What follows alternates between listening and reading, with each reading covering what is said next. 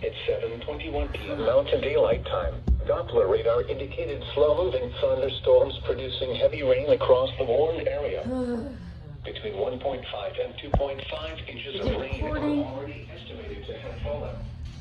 Additional rainfall amounts of 0.5 to 1.5 inches are possible in the morning. My phone storage. Ongoing or expected to begin shortly. Hazard: life-threatening flash flooding.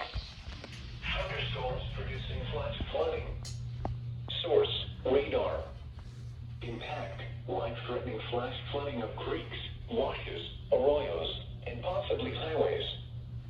Some locations that will experience flash flooding include mainly rural areas of north-central Socorro and western Torrance counties. This includes the following highways: Highway 60 between mile markers 174 and 195. Turn around. Don't drown when encountering flooded roads. Most flood deaths occur in vehicles.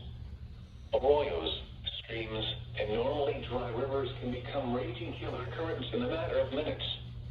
Water in arroyos can travel many miles and take hours to reach your location from upstream rain areas.